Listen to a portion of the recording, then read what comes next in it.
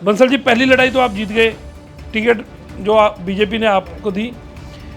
आगे आपका क्या प्लान है? कल से जैसे टिकट अनाउंस हुई है, हजारों की संख्या में पूरे हमारे एरिया से कार्यकर्ता, उनके चेहरे पे खुशी देख के ऐसा लग रहा है कि हम अच्छे मार्जिन से इस सीट को निकालेंगे। महिला सामने आपके जिस पार्टी के अंदर काफ़ी द्वेष है, फूट पड़ी हुई है और उसको तो एक नामजद करके डाला गया है, और जो वो इतनी अच्छी महिला, उसको वहीं के कांग्रेस के कार्यकर्ता किस तरीके से रहेंगे वो आपके सामने रिजल्ट। एक कर्मचारियों ने नीचे षड्यंत्र कर लिया, तो इसके ऊपर तो पता लगते उसी के टाइम में उन्होंने FIR दर्ज करवाई।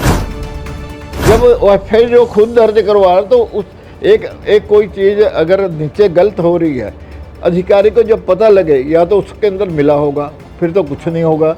अगर नहीं मिला हुआ है तो उसकी इंक्वायरी करा के पैसे जमा करवा रहा है, और तो इससे बड़ा काम क्या होगा। कांग्रेस ने घोटाले की है, आज तक बताओ कौन सा जमा कराया, आज तक कौन सी उसने इंक्वायरी कराई। हमारी सरकार को तो पता लगे तभी इंक्वायरी भी शुरू होगी और उसको ब्याज समेत देना भी पड़ेगा। नहीं, हमने विधानसभा देखा जहां बीजेपी पहले चौथे नंबर पे आते, जब आप लड़े दूसरे नंबर पे आए। चौथे पे आते थे और बुरी तरह से आते थे, दूसरे पे आए तो 50,000 वोट। नमस्कार, आज हमारे साथ है श्यामलाल बंसल जी, पंचकूला मेयर चुनाव पे जिसपे बीजेपी ने अपना दांव खेला है। बहुत तजुर्बेकार, 3 बार विधानसभा इलेक्शन लड़ चुके, लंबे समय से संघ के साथ, RSS के साथ जुड़े रहे, पंचकूला की एक एक समस्या को अच्छे से जानने वाले श्यामलाल बंसल जी हमारे साथ हैं। बंसल जी, आपका स्वागत है। बंसल जी, पहली लड़ाई तो आप जीत गए, टिकट जो बीजेपी ने आपको दी। आगे आपका क्या प्लान है? सबसे पहले तो मैं अपने संगठन का धन्यवाद करना चाहता हूँ। माननीय नरेंद्र मोदी जो हमारे देश के प्रधानमंत्री हैं, और हमारे नितिन जी अध्यक्ष हैं, राष्ट्रीय अध्यक्ष, और अमित शाह जी, इन्होंने जो विश्वास दिलाया है और मेरे पे विश्वास किया है, और पहले भी करते रहे हैं। हमारे मनोहर लाल जी जो हमारे संगठन मंत्री थे 1996 में, आज केंद्रीय मंत्री हैं, मुख्यमंत्री हरियाणा रहे, उन्होंने जो विश्वास दिलाया। और नायब सैनी जी भी मेरे पड़ोस में 6 साल रहे हैं, और उन्होंने मुख्यमंत्री के तौर पे उन्होंने जो विश्वास दिलाया, मैं उस विश्वास पे पूरा उतरूँ। तो कार्यकर्ताओं की आप कल से जैसे टिकट अनाउंस हुई है, हजारों की संख्या में पूरे हमारे एरिया से कार्यकर्ता, उनके चेहरे पे खुशी देख के ऐसा लग रहा है कि हम अच्छे मार्जिन से इस सीट को निकालेंगे। महिला सामने आपके हाँ, महिला जो सामने है, महिला और महिलाओं के साथ, उसके साथ एक ऐसी पार्टी से है जिस पार्टी के अंदर काफ़ी द्वेष है, फूट पड़ी हुई है, और उसको तो एक नामजद करके डाला गया है, और जो वो इतनी अच्छी महिला, उसको वहीं के कांग्रेस के कार्यकर्ता किस तरीके से रहेंगे वो आपके सामने रिजल्ट। आप तो सर पंचकूला से तब से जुड़े हैं जब पंचकूला विधानसभा ही नहीं थी। मैं 1970 से पंचकूला से जुड़ा हूँ। यहाँ तो बाग होते थे, सेक्टर 5 में भट्टे होते थे, आगे सारे यहाँ की बासमती बड़ी मशहूर थी, वो खेत होते कुल्ले यहाँ चलती। पंचकूला नाम उसके बाद पड़ा, खड़ग मंगोली असली नाम, खड़ग मंगोली। और एक गुरुकुल के अंदर ही सारा, और कुछ 2-4 दुकानें थी, उनमें हम भी थे। तो उसके बाद 1972 के बाद जैसे पंचकूले की प्लानिंग की गई, उसके बाद यहाँ पे सबसे पहले सेक्टर 18 और 7 को तैयार किया गया, और उसके बाद से एक एक चीज़ मैंने आंखों से देखी और बनाई हुई है। और लोगों के सभी सोसाइटियाँ जितने भी सेक्टरों में हैं, सभी के साथ मेरा कोई ना कोई रिश्ता रहा है और रहेगा, और है भी। और उसी प्रकार पार्टी के कार्यकर्ताओं को मैंने 2-2, 4-4 इकट्ठे करके हर सेक्टर से, हर गाँव से, मैंने सूर्यभान जी के साथ मिलके, कटारिया जी के साथ मिलके, उनको सुषमा जी के साथ मिलके हमने इकट्ठे करके उनके अंदर भारतीय जनता पार्टी के प्रति, देश के प्रति उनके अंदर जोश जगाए, वो आज काम आ रहा है। आपके पिताजी भी संघ के कारोबार रहे, आपके भाई भी रहे। मेरे बड़े भाई पंचकूला कारोबार है। हमारे पिताजी पंजाब में, मेरा खिजराबाद गाँव है, PGI के थोड़े आगे, वहीं से मैंने एजुकेशन जो मैट्रिक थी वहीं से की थी, और उसके बाद हमने यहाँ कारोबार किया था। हमारी दुकान थी मिनरा स्टोर के नाम से, ओल्ड पंचकूला के अंदर सबसे ज़्यादा टॉप की दुकान चल रही थी, आज भी चल रही है 16 सेक्टर में। मैंने सुना उसी दुकान से एक बार पूरा बीजेपी ने इलेक्शन कैंपेन भी वहीं से रन किया। हमारा पंचकूला एक ऐसा सिरमौर की तरह, हमारा एक गेट था, अगर किसी ने कालका शिमला जाना होता था अटल जी, अडवाणी जी उस छोटी सी दुकान पे आके गद्दी पे बैठ के मिल के जाते थे। वहाँ हम 15-20 लोगों को, दुकानदारों को इकट्ठा करके उनसे बोलते थे, अडवाणी जी आए जरा आ जाओ। तो वो काम हमने किया है। और वहाँ यहाँ हमने जब भी चुनाव होता था कालका विधानसभा का, हम घरों में झंडियाँ बनाते थे, हमारी औरतें बच्चे, और हम पूरे पंचकुला को सजाया करते थे। दीपक का निशान था उस टाइम, जनसंघ के टाइम दीपक होता था। चद्दर काट के दीवारों पे दीपक के निशान बनाए, वो काम हमने किया। तो आपने तो अपनी नज़रों से भाजपा को भी फलते फूलते देखा है, पंचकुला को भी फलते फूलते देखा है जी। बात आप कर रहे हैं 1980 के अंदर अटल बिहारी वाजपेयी जी पहले अध्यक्ष बने। मैं दिल्ली में खारी बावली दुकान का सामान लेने गया था, तो वहीं से मैं शिवाजी स्टेडियम बम्बई चला गया। और वहाँ पे उन्होंने शाम को, जो शाम ढल रही थी, उन्होंने कहा कि मैं ऐसा एक बीज बो रहा हूँ, एक ने वृक्ष वृक्ष होगा। आज वही अटल जी का स्वप्न साकार हुआ, वो प्रधानमंत्री देश के बने। आज नरेंद्र मोदी जी प्रधानमंत्री देश के हैं और नायब सैनी जी हरियाणा के हैं। हमारे 20 स्टेटों में भारतीय जनता पार्टी और एनडीए का कमल खिल रहा है। तो ये सारा उन्हीं का एक वाक़या था जो और पर फूल।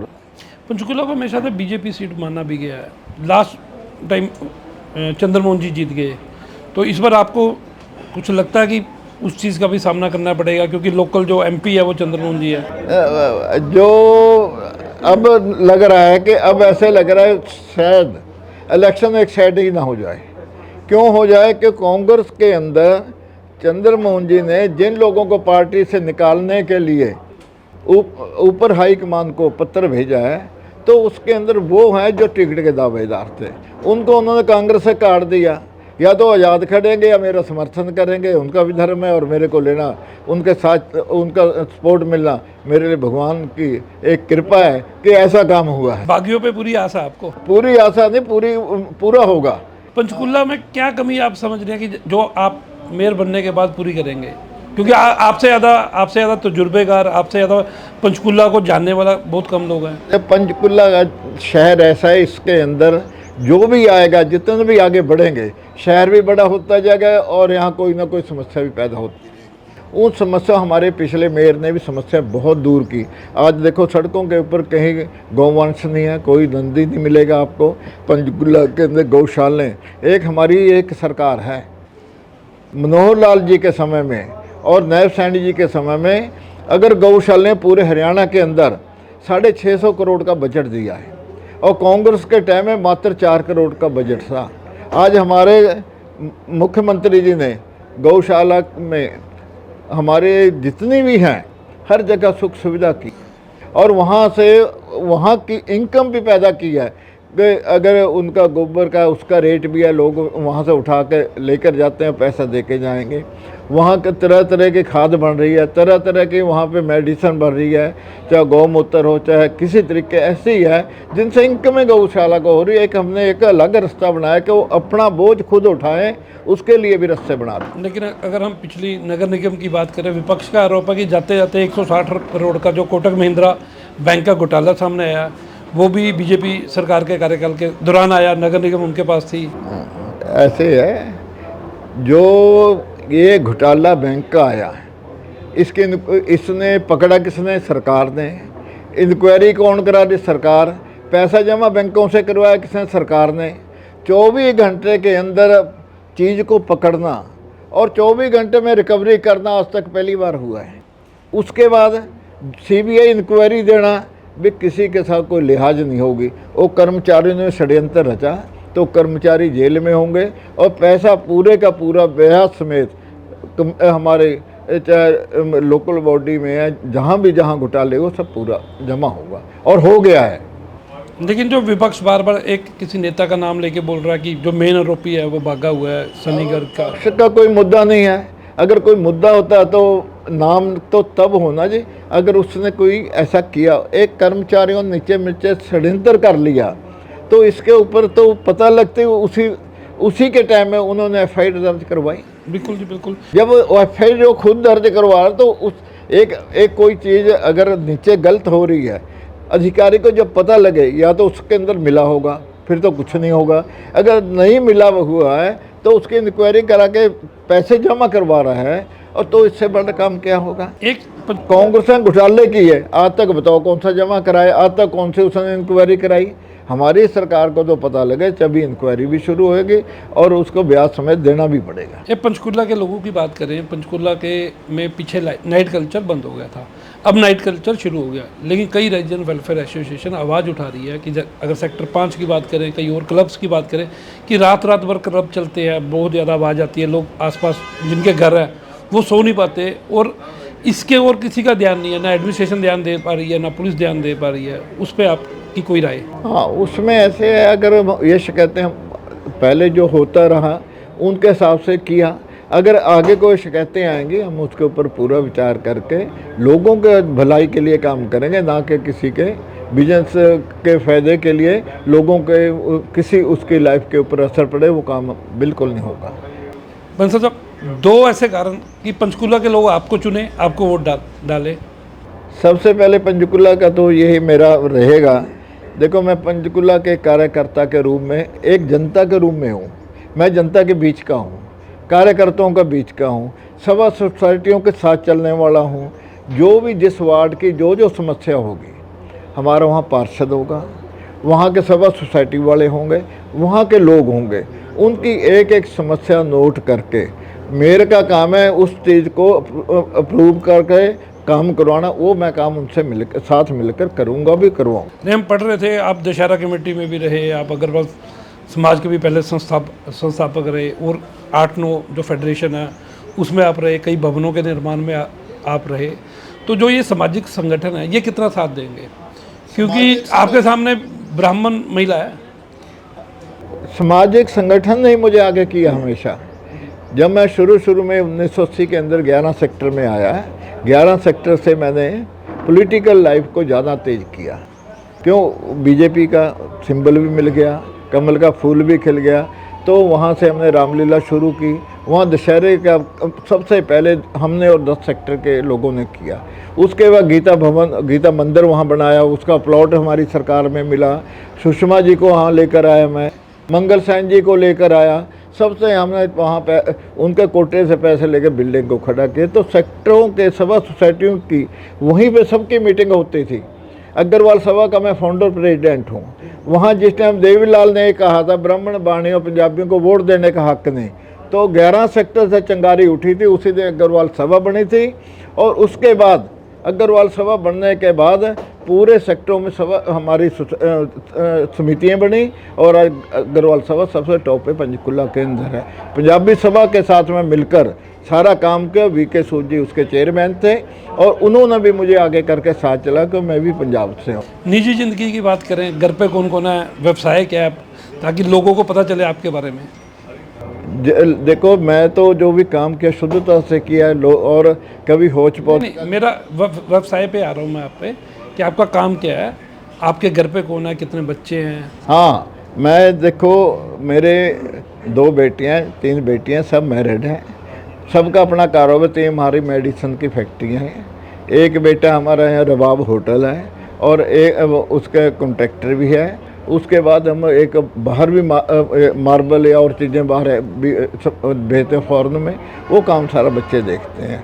और दूसरे बेटियाँ ब्याही हुई हैं, और एक अमेरिका में, एक नाहन में, एक पंचकुला के अंदर। मतलब अब जनसेवा के लिए पूरा टाइम आपके पास। मैं तो जब शादी नहीं हुई तब भी जनसेवा कर रहा था, उसके बाद तो जनसेवा तो फ्री हूँ, बिल्कुल पूरी करूँगा। तब भी काम भी किया और पार्टी को भी खड़ा किया जी, और अपने घर से खड़ा किया। और उस टाइम तो कोई चंदा भी नहीं देता था, कोई बैठने को जगह नहीं देता था। तो हर चीज़ प्रभु ने कृपा की, और मैं सारे समाज के साथ जुड़ के हर फंक्शन में साथ रहा, और साथ योगदान भी बराबर देता रहा। उनका योगदान भी अपने आप मैं उनसे लेता रहा। जो भी मुझे आज चेहरे को भी अगर को हर बंदा पहचानता है, चाहे मैं उसको जानूँ, जो अगला जरूर कहेगा श्यामलाल है। ये पार्टी का मेरे ऊपर बड़ा एहसान है। उन्होंने मुझे 3 विधानसभा जब चुनाव लड़ाए, हर घर तक मैंने अप्रोच की, उन्होंने मुझे प्यार दिया। नहीं, हमने विधानसभा देखा जहां बीजेपी पहले चौथे नंबर पे आते, जब आप लड़े दूसरे नंबर पे आए। चौथे पे आते थे और बुरी तरह से आते थे, दूसरे पे आए तो 50,000 वोट। पहली बार 34,000 कुछ पड़ी, फिर 43-44,000 पड़े हैं, फिर हमारे मेरे घर साल जो 695 वोट पड़े हैं। तो इसीलिए पड़े कि लोगों का, हर बंदे को ये था भी ये बंदा कम से कम हमारे बीच का है, और हर एक ने मुझे प्यार दिया। और हमारे परिवार के ऊपर किसी का कोई भी उंगली आज उठा दे, मैं अभी भी ये सीट छोड़ने को तैयार हूँ। अगर मैंने कोई होच पोच कोई काम किया तब भी मैं लड़ने को तैयार नहीं, मैं ऐसा काम ना किया ना करूँगा। तो दोस्तों, सबसे तजुर्बेकार, जिनको पंचकूला की पूरी नब्ज़ पता है, पंचकूला को बढ़ते हुए इन्होंने देखा। बीजेपी ने जब अपना वर्चस्व कायम करना शुरू किया तब से उनके साथ जुड़े हुए हैं, संघ परिवार से हैं। हमारे श्यामलाल बंसल जी जो परिपक्व भी हैं और ज़्यादा से ज़्यादा समय जनता के बीच बिताने को, उनकी सेवा करने के लिए तैयार है। उनकी अपील है, उनके तजुर्बे, उनके कामों को देखते हुए, उनकी बनिया समाज से लेकर सामाजिक संगठनों में जो पकड़ है उसको देखते हुए उनको ज़्यादा से ज़्यादा वोट देकर आप जिताएं। नमस्कार, मैं संजीव महाजन, चंडीगढ़ दिल्ली।